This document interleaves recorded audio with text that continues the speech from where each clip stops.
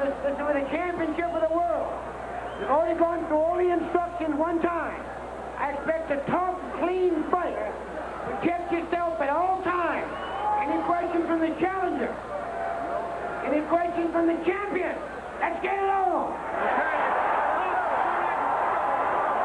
Jim, the only sequels I can think of that live up to the originals were Ali Fraser 3 and Godfather 2. But everybody is here hoping this fight can live up to the original. It's asking an awful lot. If it's even half as good, it will be, as 1993 goes, a memorable fight. One thing I got to tell you that's a pleasure for me about this, as Bowe comes Holyfield with 2 overhand rights to start the fight. But George Foreman, a heavyweight championship fight. Bowe, all the action so far, and there's a hard right. Bowe should never try to waste that kind of energy on a fighter like Evander Holyfield, who recovers. He gets hurt, but he recovers too much. Bowe came in looking as though he was thinking first-round knockout. A lot of right hands, one of them to the body, several to the head, and now Evander has weathered that early score. And you can get a first-round knockout, but you got to do it properly. You got to set it up with Evander Holyfield. You don't disrespect a guy who doesn't believe in his heart. He lost the first fight anyway.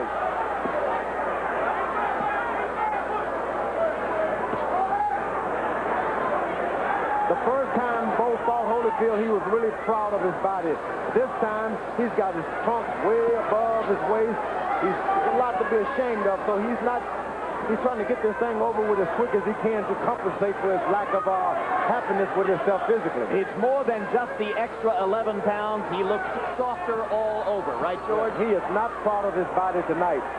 You don't want that in a young fighter. Holyfield steps in with a left to the side of the head and a right to the chest. Bowe lands a jab and a right hand. Holyfield claimed he would box, said that he would stick the jab. Already, Bowe has tried to lure him into a bit of a war.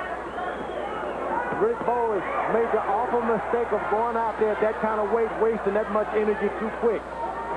It made the first round tougher for him. Yeah, he should forget they've ever fought before and go out there and set it all up with the left jab, win this fight on a great defense. I don't know what's happened. Who gave him the advice to try to knock Holyfield out in one round?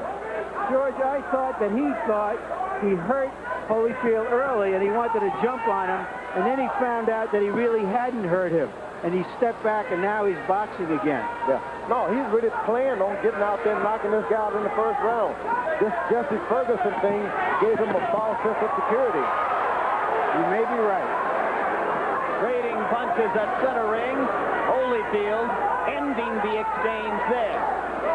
And as both men conserve energy a little bit, the point I wanted to make, George, 2 relatively clean livers, both of them serious, devoted fathers, both of them the kind of people who treat reporters like us with respect and courtesy. It's hard to root against either of these 2 guys. You got to wonder, Riddick Bowe, you talk about clean living, he's eating a lot more pork chops than Evander Holyfield, spare ribs and everything. Well, pork is cleaner than a lot of other stuff, but you make a good point. It's not so much the pork, it's just that he eats a lot. Steaks, too.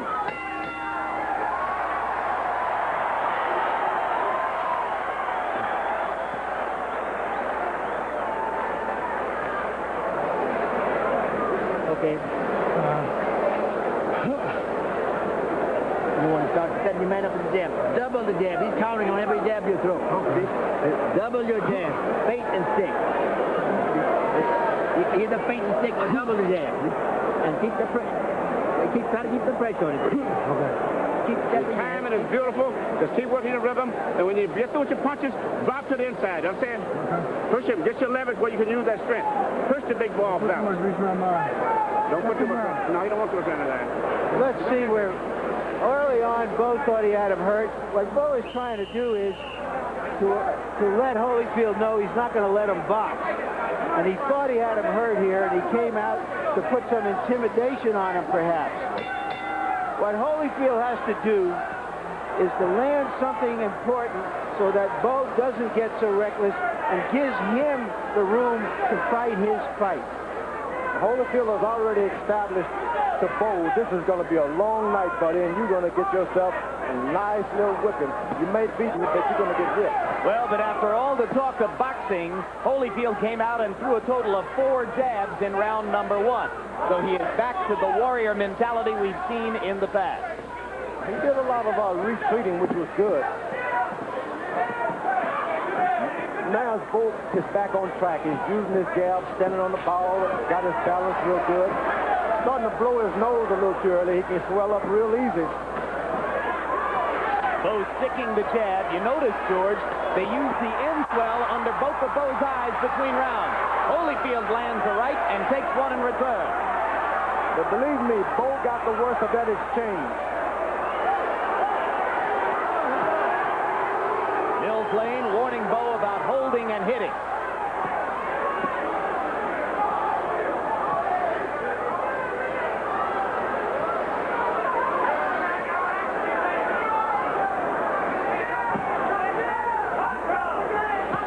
Holyfield has got the fight in his hand now. He's double jabbing. Everything he does, he moves first and then he retreats good after. Left hook landed for Holyfield. Bowe was wide open for it, and he dropped the right hand. Holyfield moves to the right and left and then hits, and then he moves out of the way. And now Evander starts to stick the jab with regularity. And Bowe seems a bit befuddled by that. Reaching out with his right hand because Evander Holyfield is not there like he was the first time. This round started well for Riddick Bowe, but it appears in danger of ending badly for the champion. Now he sticks the jab again. Evander Holyfield is setting things up for a good right hand. He's jabbing to the body to get this guy conscious of a body punch, and he's intending to drop him with a right hand. And another left hook landed flush for Holyfield, and now Bowe tries to show off his in-fighting skills. One of the big weapons in Bowe's arsenal, he is regarded as a great in-fighter, particularly for a big man. Holyfield is counting on a counter right hand. If he catches Bowe, he's going to drop him. Bowe should just stick with his left jab until 4 or 5 rounds and open up with the right hand later. That was Bowe who landed the right hand. That one missed a little short.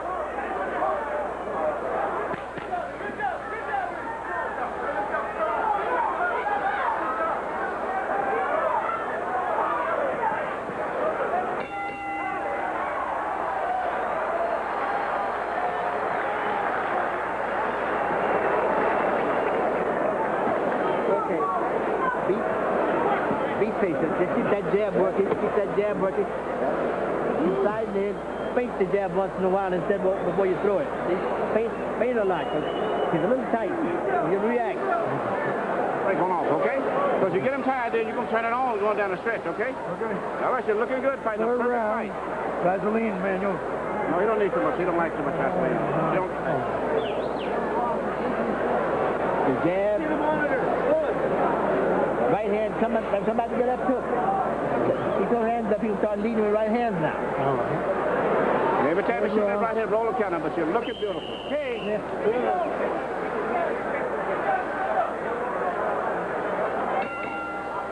Evander Holyfield has said that a good race car doesn't need a new engine. It just needs to be tuned up a little differently sometimes. So far, he has tuned up for this fight differently than the first one. It's kind of weird after all these years to go to Evander's corner and listen to Emmanuel Stewart instead of George Benton and Lou Duva. Right hand over the top by Bowe. I'm reminded of the phrase that Howie Long used to describe playing against Marcus Allen, like watching your wife cook in someone else's kitchen. Riddick Bowe has allowed Holyfield to move around on his feet a little too much. He should try to disrupt that. How, George? Well, he's letting him bounce and get relaxed out there. What you got to do is put the pressure on him, make him fight without fighting himself with this jab. Good right to the body. That was good by Riddick Bowe. By Bowe. Excellent right to the body. You see, Holyfield is so relaxed out there, you can't let him just keep doing that bounce, move, bounce, move. You pick a fight with him and then make him stand still. Riddick faking the right and Bowe flinching away. Or check it, Holyfield flinching away, I should say.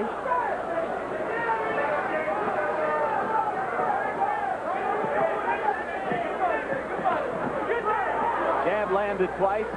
Right hand wasn't there. That time the right caught leather from Holyfield's glove. Holyfield pawing with the jab now and lands a right hand in close. And if Holyfield continues to land those pecky right hands, it'd be an advantage to him as the fight go on. Bowe has got big eyes. They seem to swell up easy. Shouldn't try to land a heavy shot, not too soon. Riddick not looking assertive in round 3.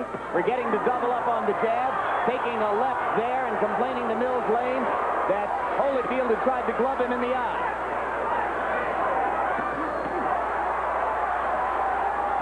It is Evander who throws combinations. Bowe throwing one punch at a time. Evander Holyfield is the best combination fighter of the two. Bowe is a better right-hand shot, but Holyfield is the best combination fighter. And things are going well for Holyfield at this point. Now Bowe is picking up his jab. He can win this fight with a jab if he so chooses. If he remembers to double and triple up with it. Because every time he throws just one jab, Holyfield looks to counter over the top, George. The thing about it, Holyfield has not landed one good left hook to the body yet. And if he starts landing that left hook to the body, that right hand is going to come a lot easier for Evander Holyfield. He's got to remember to throw it there first. He's been doing a lot of head hunting. Yeah. Right hand by Bowe. And it hurt Holyfield so far. It hurt Evander. That right hand hurt.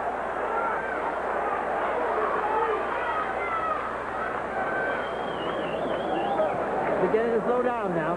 Yeah, I see. Keep that stick going. Keep that stick going. When you get him near the rope, I'm going to use your hook and cord. Now here's where Bowe will complain of a thumb right there. You really can't see the thumb. There was no blood. There didn't seem to be any. He complained also, if you may recall, in the first fight. That looked like a clean left hook. All the way. Later in the round, some good inside shots by Bowe. Bowe is an extremely well-schooled, polished big man. I don't think I've ever seen a big man as polished as Bowe is. And you see the statistical edges for Bowe through round 3 in punch count numbers. But it is Holyfield who has been more vigorous, more energetic, throwing more combinations. Bowe getting more accurate now as time goes on. Here comes the clowning I told you about.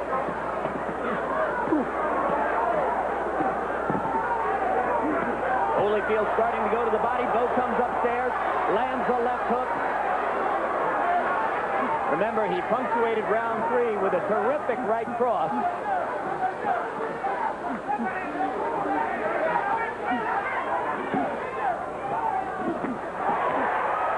All because Riddick Bowe decides to clown with a real Olympic champion. You just can't clown with certain guys.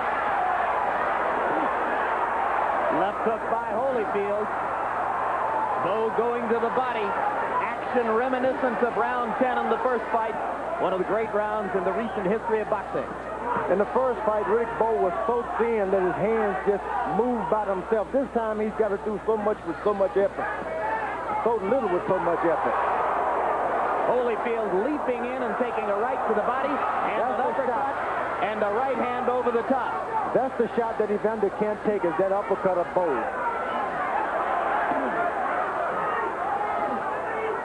When Evander leans in like this, he is susceptible to that uppercut, George. That's right. That's the bread and butter punch for Riddick Bowe, is that uppercut. They trade leather at close quarters. Holyfield trying to remember to go to the body. He better remember to get out of there. He's got too many rounds left to start mixing it up with the big guy. You don't want to go shoulder to shoulder with Riddick Bowe. He is too sharp and has too many weapons inside. And not only that, as he leans on you with that 246, 50 pounds, really, it starts to wear those thin legs of Evander Holyfield down. That's a strategy you understand pretty well, huh, Yeah, George? you lean on them and you keep leaning and the thin legs can't take it.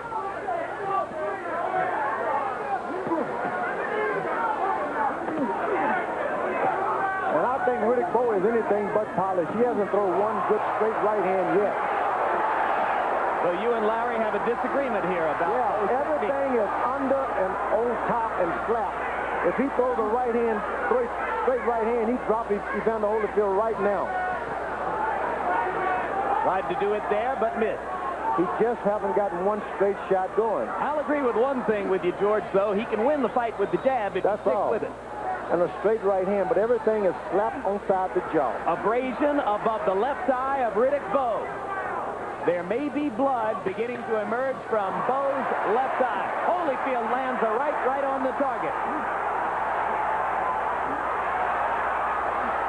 And a left hand for Holyfield. And they swing and swing after the bell. And look at this.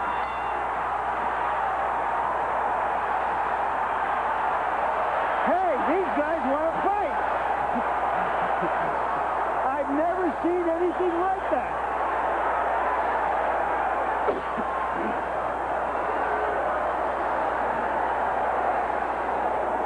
And there is blood above Bowe's left eye, gentlemen. And a cut in the middle of his head as well. Two cuts. Two cuts. All right. Okay. Got to get under those counter shots. Well, this is either the end of the fourth round or the start of the fifth. Take your pick. I've never seen so many blows landed after a bell. Have you, George? Not many, but most were all slaps. It's a real good slap match at this time, and that's why there's going to be a lot of cuts. One thing it did is to limit the amount of time that Bowe's corner had to work on his two cuts above the left eye and in the center of the brow, right between the eyes. They've got a real good cut man, though. In the fourth round, Evander Holyfield took 70 shots at Riddick Bowe and landed 43 of them, 61% connect percentage. Evander's got to be real careful and not to try to work on that cut. Just continue to box. And round 4 was a 90-putt round for Bowe, who seems a little out of gas now as the fifth begins. Just came in a little too big around the midsection for that kind of fighter. He doesn't have a good straight punch. He wings on top, and it burns you out too quick. And that cut in the middle of the brow is going to bleed, George. It could affect his vision as time goes on. This is the time you go back to school. Use your left jab. Forget about a knockout. Use your left jab.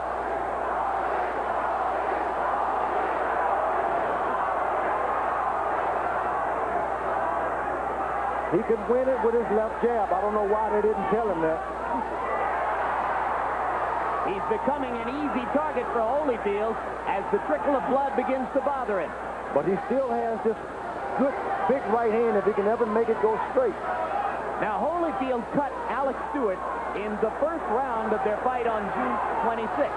And after that became a less effective fighter as he tried to target the cut. There he lands the right hand, and Bowe comes back with a right and a left. But Bowe is doing all of his stuff real close. He's ineffective. He's got to keep this man on the outside of his shot. He can do something. When they are in close, he's got this right uppercut that he just refuses to use. We've never seen Riddick Bowe cut like this. It'll be interesting to see what they can do between rounds 5 and 6. Do you think they can stop that bleeding, George? Not at all. It's in the places where you just can't stop them. The jab just bounces off the side of your nose and in the middle of your face. You just can't stop cuts when they get in that area. Short left hand stuns Holyfield and knocks him back. Evander recovers rapidly, as he always has.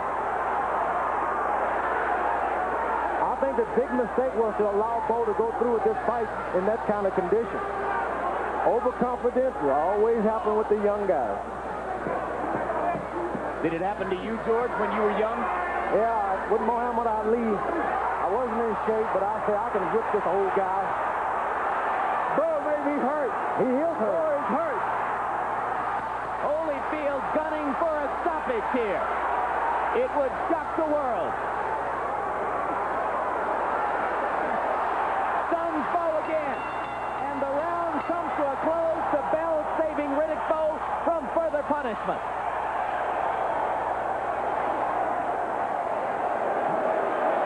Let me see that. I got it, Doc. Give me a I know, I just want to see it.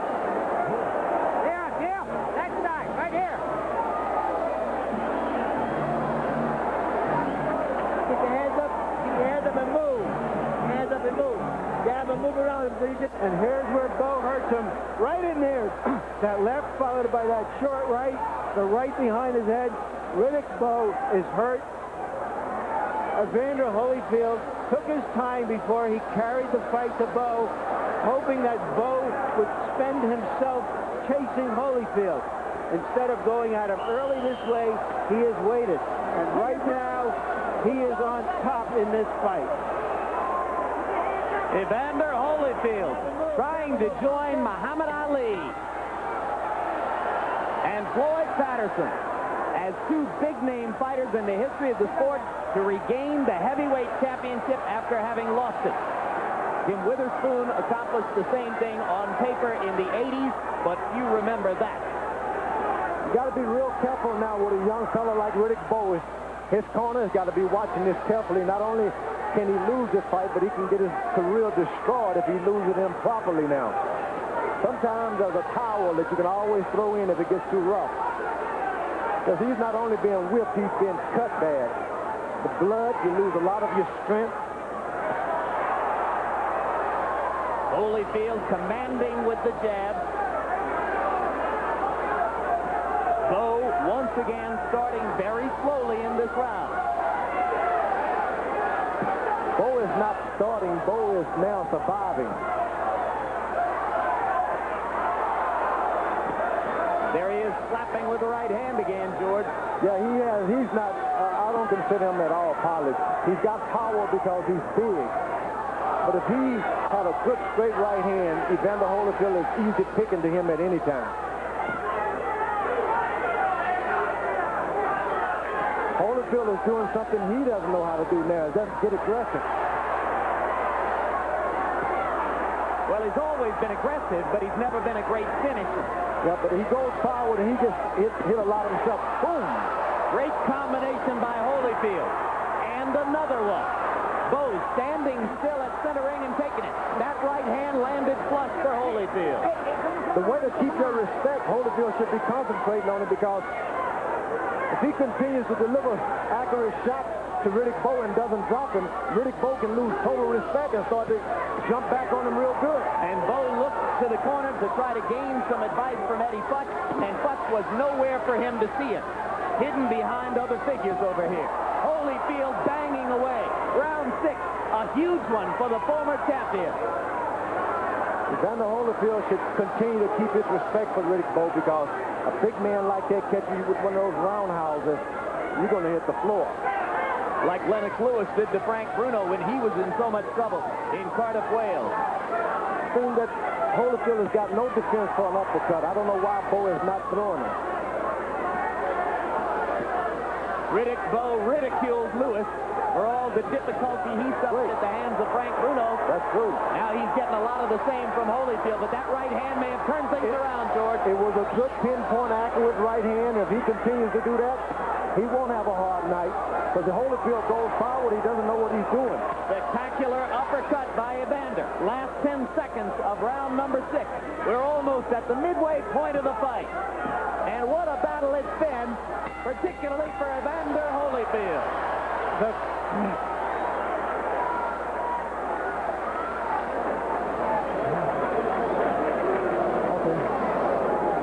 I got it. You got this on? Harold Letterman, how do you have the score, the fight scored so far? Larry, I've still got Riddick Bowe on top, 4 rounds to 2. 58-56 in the points.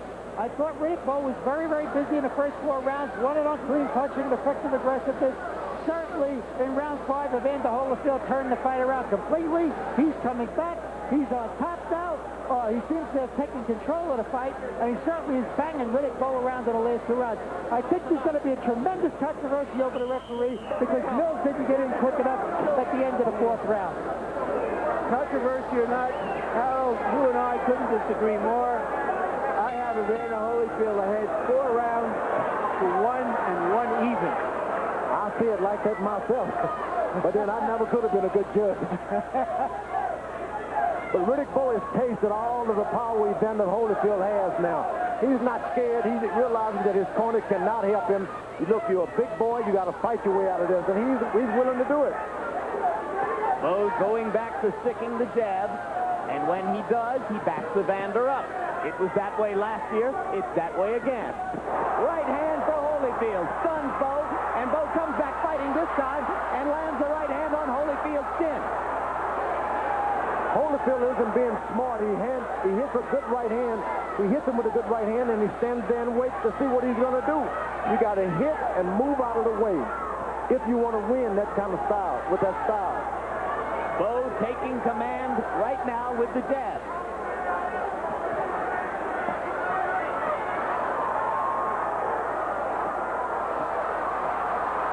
Someone has said, and somebody in a parachute has just landed on the edge of the ring, has been pulled away by security guards. The fight has been brought to a halt. There's a massive melee at ringside as this fellow with a motorized parachute has landed right on top of spectators and officials at ringside. He's in the midst of a mass of security guards now. Rock Newman, Riddick Bowe's manager, was right there. This is a monumental disaster. Right now, police are filing by me at ringside and grabbing this gentleman who has created a monstrosity of an interruption in the bout. His parachute has caught itself up on a row of ring lights. Now we're going to take a look at an earlier shot of the parachutist before he came down. There he was on the left of the ring. And let's see what happened as he approached ringside.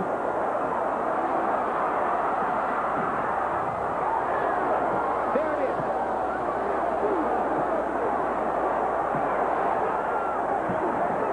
He hung himself up right on the lights, as you see there, and his body landed on the ring apron right on top of a variety of people. This is the most bizarre thing I've ever seen at a prize fight. And I've seen a the thing so dangerous about this, it wasn't only a parachute. He's got some motorized exactly. thing on there. It's a heavy up a lot of people. It's a heavy capsule under that parachute with a motorized attachment. There could have been a propeller there for all we know, George. And if nobody has been hurt, it will be a near miracle. I've seen blood on one hand out there. Rock Newman, Bowe's manager, went nuts. It could be the best thing to happen to Riddick Bowe if there's a 10 or 20-minute delay, as now seems You're possible. right. It may be an angel out of the sky. You see Bowe covering up to stay warm. For Riddick Bowe. Well, they're going to work on his cuts right now. Just when you think you've seen everything, you know you haven't, and there'll be more crazy stuff to follow. And it was already a bizarre night as a result of the fighting that went past the bell for about 10 seconds at the end of round 4. Here's what was happening in the ring at the time that the parachutist landed. You'll see, there he is, entering at the left side.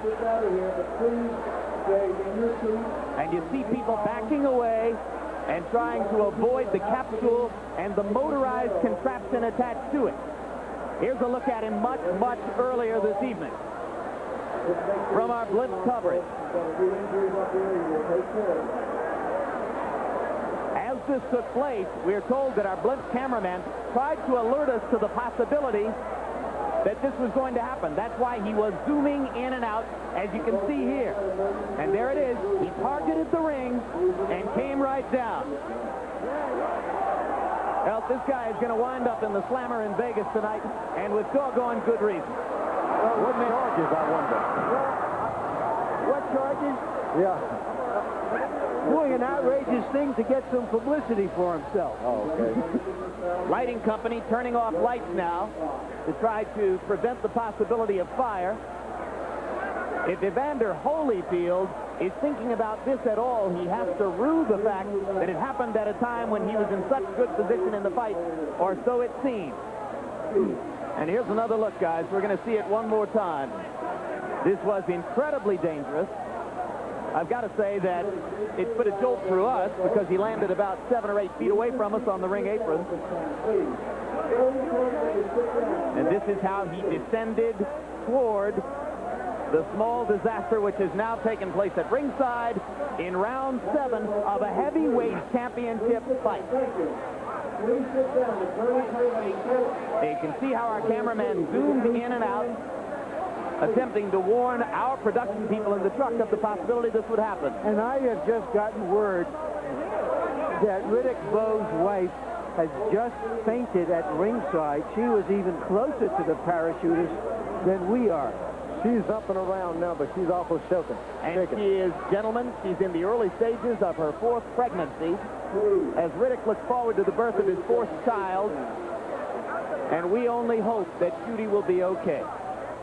We're going to stop the action now to take a look back at the effects of what became a 20-minute delay. How did it disturb the momentum of the two fighters? We'll get to that in a moment. But first, a look at how the melee was brought under control eventually by Las Vegas police, only after the parachutist had been momentarily attacked by some at ringside, perhaps a couple of officials, and bystanders and spectators near where he landed. Eventually, the police got the situation under control. They're the ones who informed Riddick Bowe that his wife Judy had fainted. Later, they told him that she was okay, even as they were preparing to take her away to a nearby hospital. George Foreman, I don't think you've ever been a party to a 20-minute delay in a boxing match. How do you think it affected this one? Was there any advantage to either fighter? All the advantage should have gone to the bigger puncher. He was able to rest himself like a home run hitter. You strike out, but in the next inning you get a home run. Riddick Bowe wasn't able to take advantage of it. The cold weather stopped him from bleeding. It supposedly affects the boxer who's in a rhythm. Evander Holyfield was in this rhythm, but he was able to pick it back up. How he did it, I don't know. On the other hand, George, Riddick Bowe had to fight 4.5 more rounds with the knowledge in the back of his mind that something bad might have happened to his pregnant wife. That's right. I remember asking my wife to come to a fight, and she was pregnant with one of the Georges, and she almost boxed me. It's not a place for your family to be around ringside, especially when they're not really boxing fans. They don't know that it's going to be blood. You may get knocked out. They don't understand. And when it happens, you can discourage yourself. You start worrying about them. And that's what happened tonight. Riddick Bowe started worrying about his family. And for his part, Evander Holyfield told us later that he worried for a while that this would redound to his disadvantage. He began thinking negatively, and it took a special effort on his part to re-energize himself, to be assertive when the fight began again. Larry Merchant, you called it the single most bizarre event you'd ever seen at a boxing match. I don't think there's any reason for you to change your opinion now. Absolutely not. First of all, of course, sitting here a couple hours after the fight, we have to think of some of the people for whom this was a trauma and may suffer some damage. We hope they're going to be okay. But also, I have a bizarre head sometimes, Jim, and the first thing I thought about was, I've seen guys try to crash fights before, but nothing like this. This wasn't that tough a ticket that if he wanted to see a fight, that he had to come in that way. And secondly, hey, we're in Las Vegas. Down the street, there's a volcano erupting every 30 minutes. Up the street, there are knights jousting for the entertainment of the visitors here. Maybe I thought this is a new way to present boxing to the world. We'll have long intermissions in the middle of the fight, and everybody will get a show whether it's a good fight or not. This just added to a great fight. And all in all, in retrospect, I think we have to reflect that we were lucky. The human damage from that motor-driven parachute rig could have been much greater than it turned out to be. Meanwhile, there was still a 7th round, which had begun so furiously and now was yet to be completed. As round 7 resumes, 1 minute, 50 seconds remain in the round. Gentlemen, I thought that Riddick Bowe was showing signs of fatigue before. I have to assume that this is going to help him. What do you think, George? I think so. The rest always benefit the punches.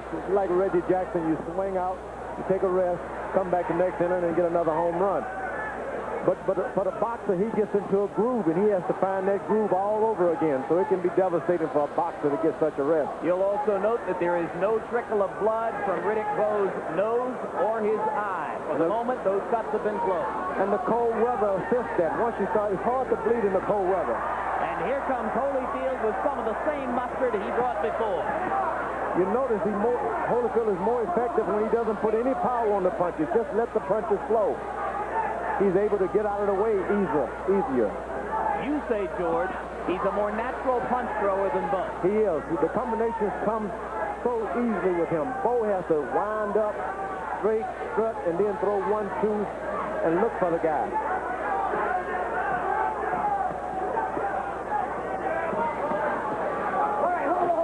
Holyfield could get in his mind when he's hit by Riddick Bowe, listen, it hurts, so get out of the way. For some reason, he convinced himself, oh, that didn't hurt. As they finish out round 7, up to now, Holyfield has looked much the sharper of the two. And the combinations are coming real easy now.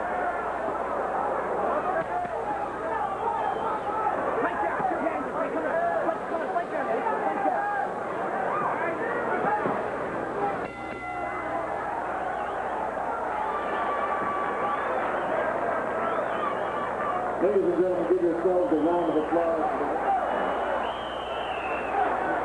You look good. That's what I want to see. Them beautiful little legs, just like you're moving in and out. Okay, everything off of your balance.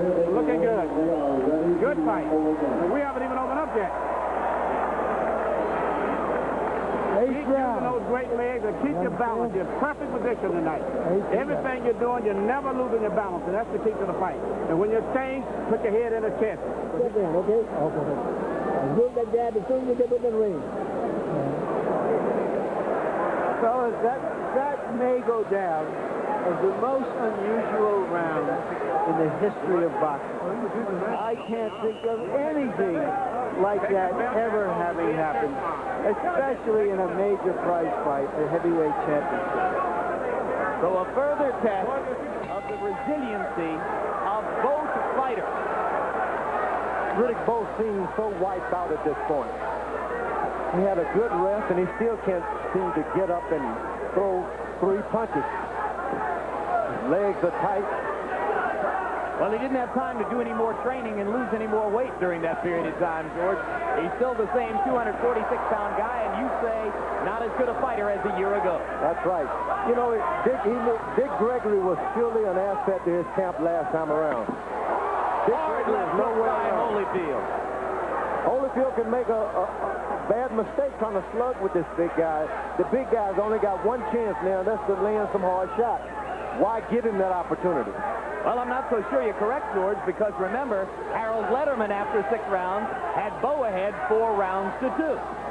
Yeah, but I see, and this crowd sense that Holyfield's got this fight in his hands. Now, of course, we're not judges, and we've never fathomed Vegas judges 100%, have we? Yeah. Hard right hand inside by Bowe to the side of Holyfield's head. Backs him up for a second. Riddick tries to land another one, but misses. You see, you can take an easy ride when you get close to Riddick Bowe because he slaps with his right hand. Get in and rest and then get out.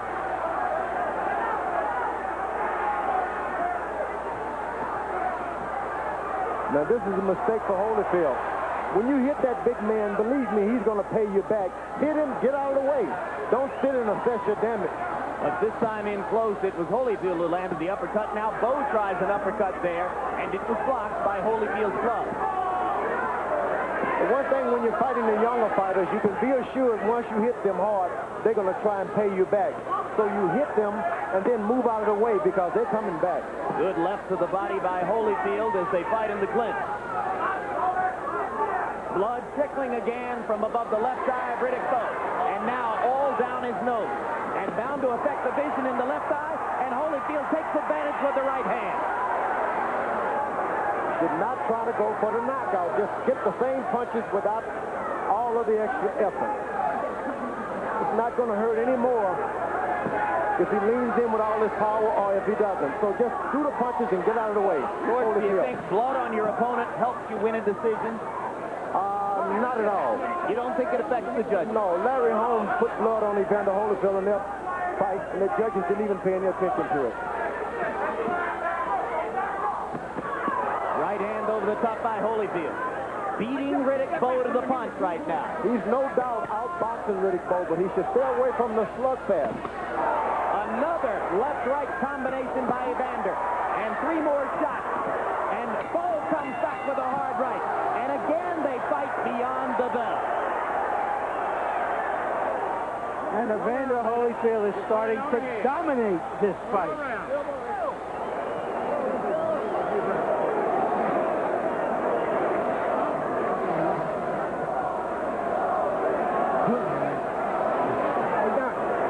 I got it.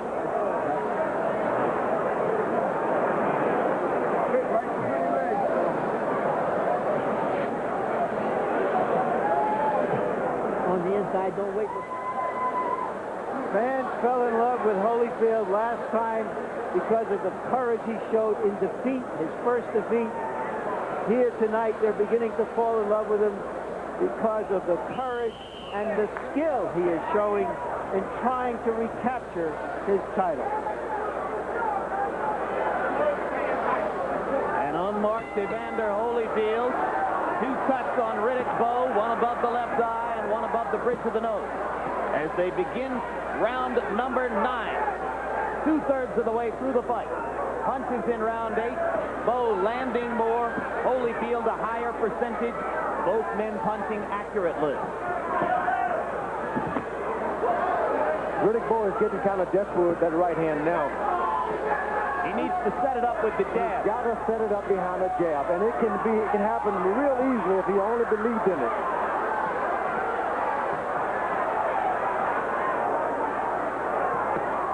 There's a hard right hand, and Holyfield wobbles. Can Bowe follow it up? No, Holyfield is on the move, man. He's been on the move pretty good in the night. And once the big guys land 2 good shots, they get tired.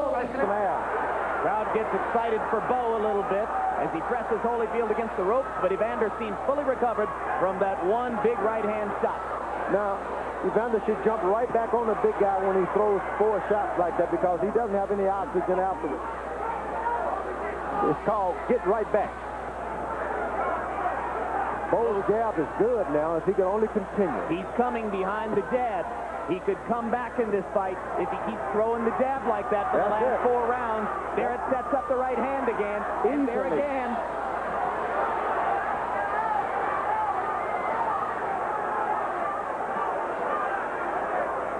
Holyfield should just forget trying to slug it out with this guy. Hurt him and get it out of the way. Holyfield staying in, becoming a target. Bowe starting to heat up.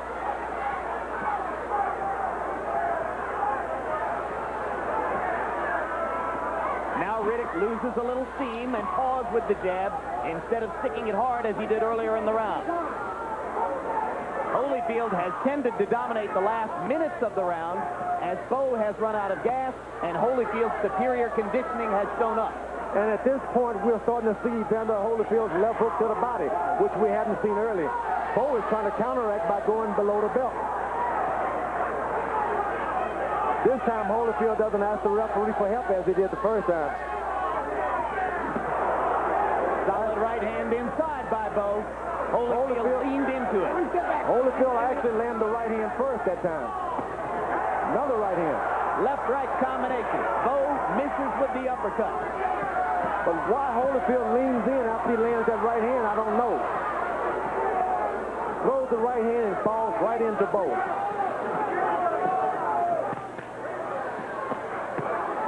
Double left hook by Bowe, maybe the first time in the fight. Holyfield comes back with 2 left hooks of his own. And an uppercut. And another flurry to end the round by Evander Holyfield. And again, Lane has to keep them apart. That was a champion's round by Bowe. He's trying to reassert himself. Come on, no. We got to go from here. Okay, we're going up. Harold, how do you have the fight now? Larry, I've got an 86-85 Riddick Bowe, 5 rounds to 4. I thought Riddick Bowe pulled out the last round, the 9th round at the very end. I just think it's a very, very close fight. Certainly, I thought that Evander Holyfield won rounds 5 through 8. I have Holyfield well ahead, 6 rounds to 2, 1 even. Well, that's the most dramatic disparity we've had in a while in HBO scoring, that's for sure. Push him around, rough him up. You hear that? Rough him up, rough him up. Eddie Futch telling Riddick Bowe, rip him around, rough him up. He wants Bowe to try to get Holyfield to brawl again.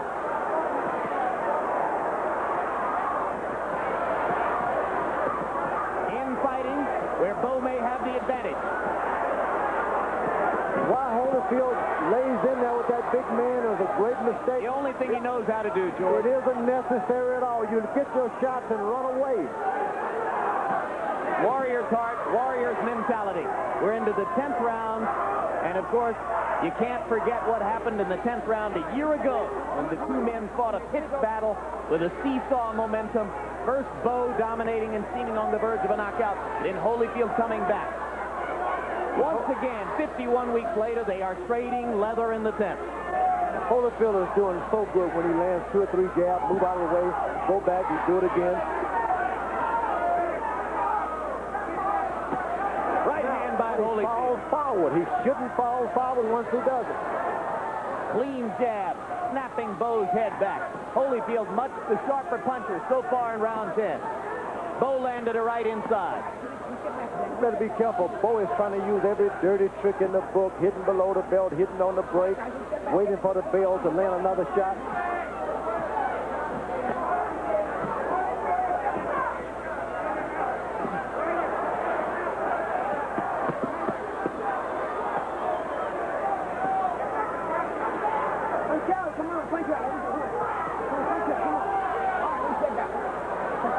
Holyfield is interested in holding a little bit these days. Buying time. Yeah, he shouldn't try to stay in close with the big guy because his legs aren't strong enough to keep pushing that weight off like that. Although he's got muscles. Yep. Trading and trading. Step back and step back to that. You get the feeling that Bowe, if he ever throws a 2 good straight right hands, he can end this fight. Why Holyfield mixes it up? I don't know, George. Evander's got a pretty good chin. You didn't get him down. Amen to that.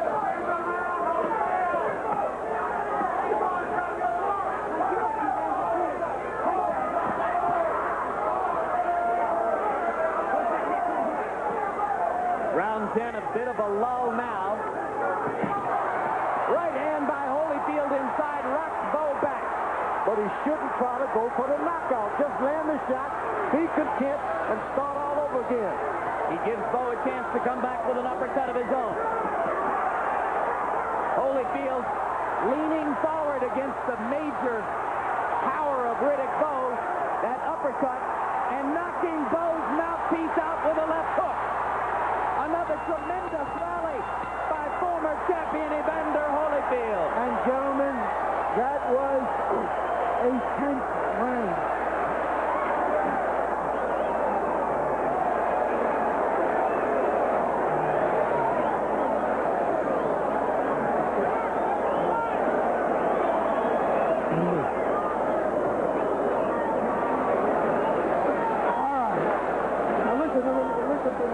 You can win this fight. It's yours. It's 10. You got 6. All right. I think Holyfield senses that he has the fight in his hands and that the champion is on the defensive. And he's going at him. He's not going to give him a chance at a distance. He feels comfortable inside now, George. You just saw the mouthpiece flying out. And once again, that is a kind of symbol of what's been happening in this fight. What a tremendous effort by Holyfield. What a test for Bowe as champion coming up in these next 6 minutes. You would think it was Handel's Messiah here a month and a half before Christmas as the crowd chants, "Holy, holy, holy," and Holyfield delivers another right hand. Riddick Bowe has been doing a lot of bashing on Holyfield, talking about him, saying cruel things, and you'd be surprised the public just doesn't like that all the time. To say nothing of Holyfield. Holyfield marshaled his anger. He never went back at Bowe in those news conferences when Riddick called him a jughead and a gargoyle. He saved his ammunition for tonight. Evander saving everything for counter right hand. And he's moving good. When they fought last, his feet were more stable. He didn't bounce around like this in the 10th, 11th round. Left hook inside by Holyfield. He stands in front of Bowe, but Bowe seems not to have the ammunition to go after the target right now. Riddick Bowe's corner told him when they get Evander Holyfield against the rope, go for it. And this is the first time he's tried it. George, do you think after all these rounds and all the shots that Bowe has taken that he still has the strength to knock out Evander Holyfield? I do believe. You remember, you talk about how polished he is, but he hasn't landed that good polished right hand that he has. If if he gets it, he can win this thing. I think Evander Holyfield has taken the polished offense. Holyfield winning most of the exchanges at close range against a guy regarded as a terrific infighter. Bowe not quick enough tonight. Now looking more and more hesitant as he tries to find the target with time running out. Bowe is a desperate man. You just don't fool around with desperate guys like this. There's that right hand just inches away from being on the target by Riddick Bowe.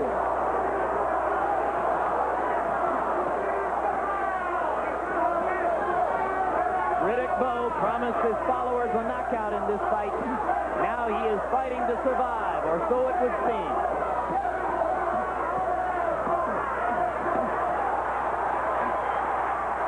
Round 11 rapidly coming to a close. And surely Evander Holyfield believes in it. Tries that counter right hand. Evander Holyfield has been waiting for that right hand all night. It's the same one that dropped Buster Douglas. It hit him, didn't hurt him, but it got him with it. 10 seconds to go in the 11th. He got him again. Got him again. This right hand shot by Holyfield. Surely he believes in his heart, regardless of what's on those judges' scorecards, that he's 3 minutes away from taking his title back.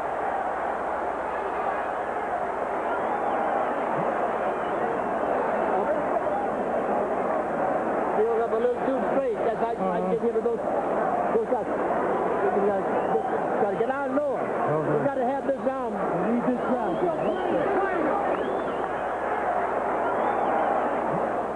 Here we see Evander Holyfield given a second chance and making the most of it.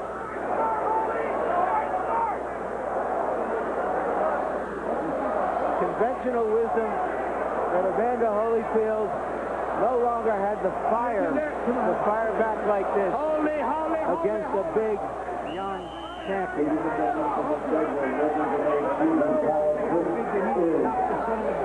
Round number 12, the final round, the round of applause. The round of Holyfield and Riddick Bowe, final round.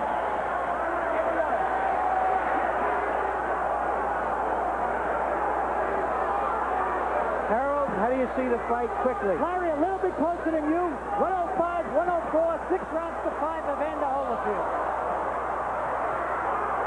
But for the first time all night, our Harold Letterman now has Holyfield in the lead. Larry's had him winning the fight all along. In 1959, Ingemar Johansson knocked out Floyd Patterson and took away his heavyweight championship. A year later, Patterson, with one dramatic left hook, took the title back and became the first heavyweight champion ever to regain the championship. Muhammad Ali lost the title and got it back against George Foreman in 1974. Lost it to Leon Spinks and took it back from Spinks in the rematch. In the alphabet morass of the mid-'80s in the heavyweight division, Tim Witherspoon accomplished the same feat with one of the 3 titles. Now Evander Holyfield tries to join Witherspoon, Ali, and Patterson as the only 4 men ever to lose and then regain the heavyweight championship of the world. I think a lot rests on this round. Holyfield shouldn't try to cruise through it. He loses this round, he can lose his chance to become part of history. George, he's never cruised through a round in his life. He just hit Bowe with the biggest right hand of the night, and Riddick came back with one of his own. Yeah, he tried to cruise a little bit. He better try to win this fight and not try to cruise.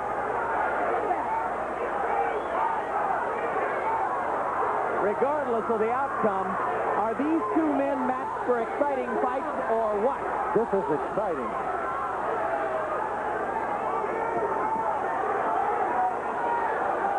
Holyfield waiting for that good right hand. He doesn't understand. You can lose a fight waiting. Bowe lands an uppercut, and exhausted Holyfield loses his mouthpiece. The mouthpiece at center ring.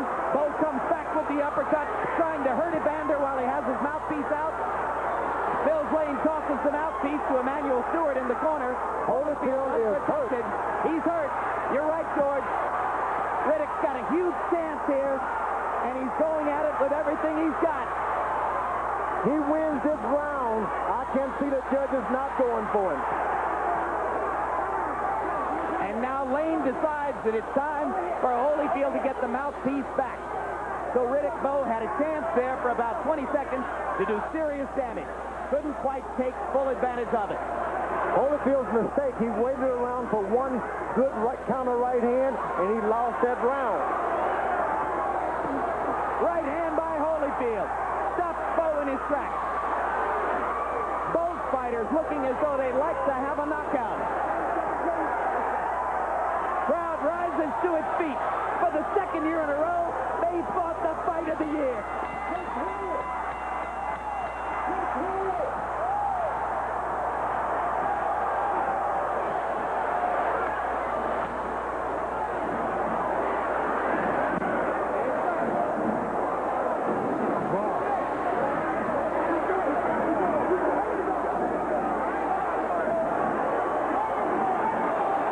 Sometimes, gentlemen, the sequel can be better than the original, even when the original was terrific.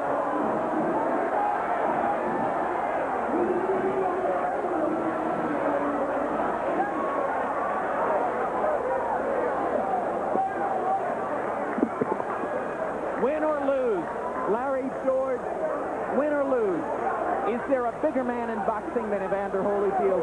I think not. Holyfield has proven beyond a doubt that he's the bigger in the heart. That right hand that he's waited too long for, he finally connected. A tremendous finish to a tremendous fight. It was a fight, it seemed that neither guy really wanted to end. They kept fighting after the bell was. Good right hand again. Let's hear it, Mike. And now. Right. Bowe was waiting, throwing shots.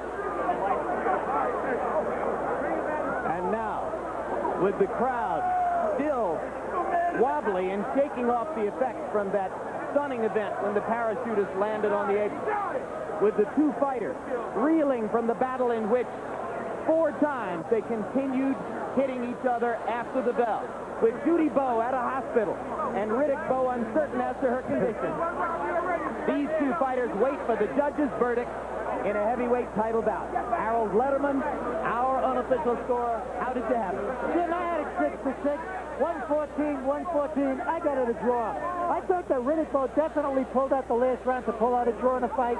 Very, very close. And here's the official decision. Card, Chuck Jampa scores the bout, 114. 114, he has it even. Patricia Jarman scores the bout, 115 to 114. Jerry Ross scores it, 115 to 113 for the winner by majority decision.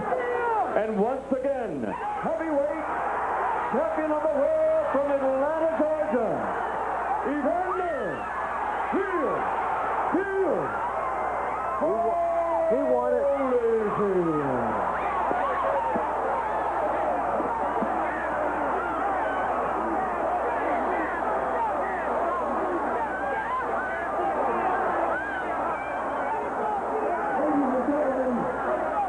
Well, they call him the real deal.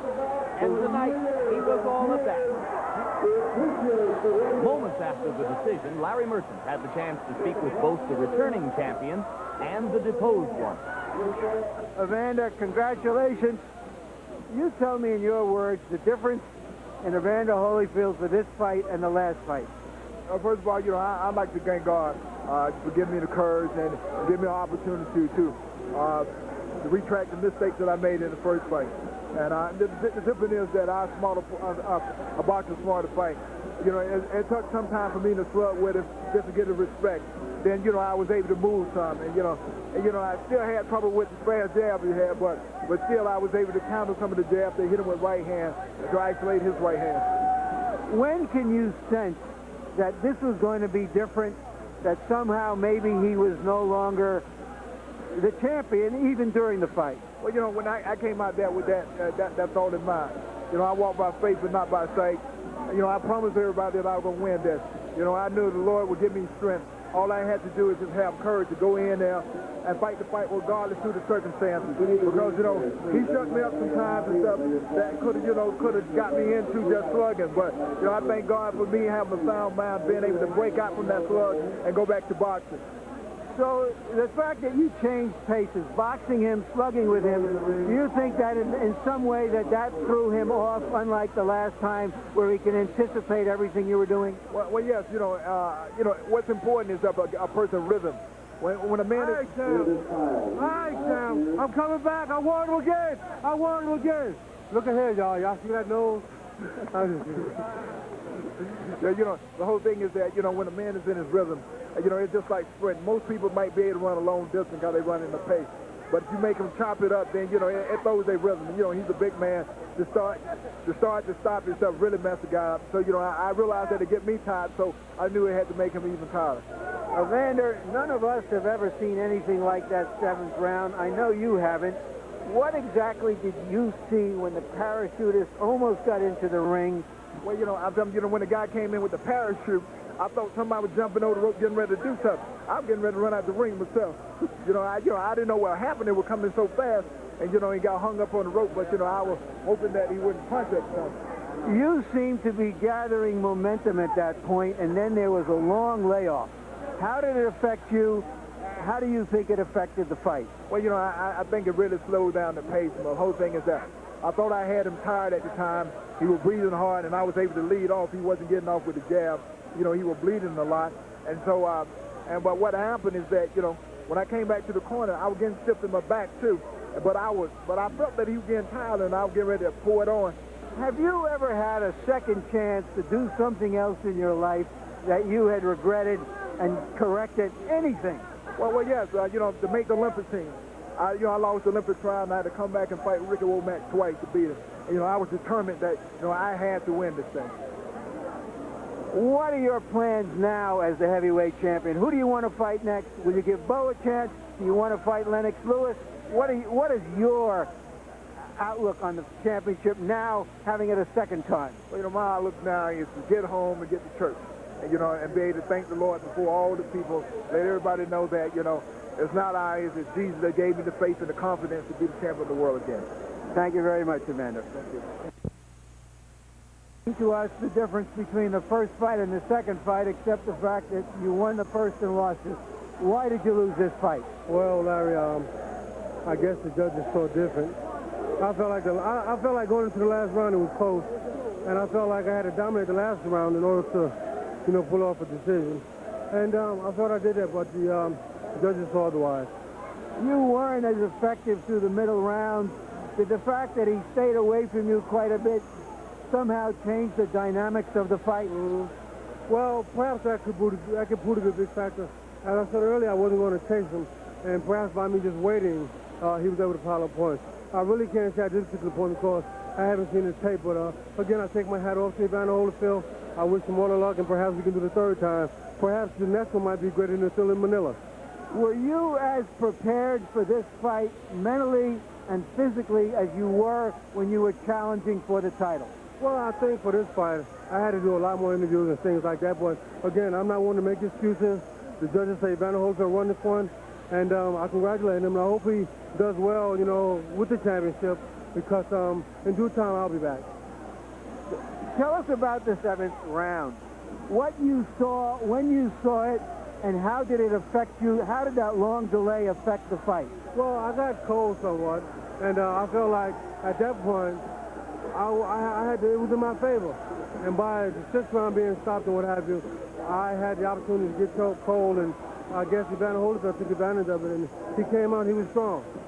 Did you know that your wife, Judy, had fainted at ringside during that time? Yeah, I saw it, and I kind of, you know, looked back at her, and I saw her taken out. But I'm not going to say that affected me. I guess part of me wanted to be there for her because, you know, she is pregnant. And I don't want to take anything from Evander Holyfield. He won the fight, as the judges would say. But I guess by me seeing that, it kind of distracted me somewhat. All right, it wouldn't be human for you not to be in some way affected, even as you went back to work. Oh, I definitely was affected. But again, I do not want to take anything away from Evander Holyfield. The judges say he won tonight. My hat goes off to him, and I congratulate him. what are your plans now? I shall return. I'm going to shock everybody. Evander knows, I guess maybe I'm in the predicament he was at one point, and I'm just as much determined as he was the last time. So, again, I'm just still young, and I'll be back. Thank you.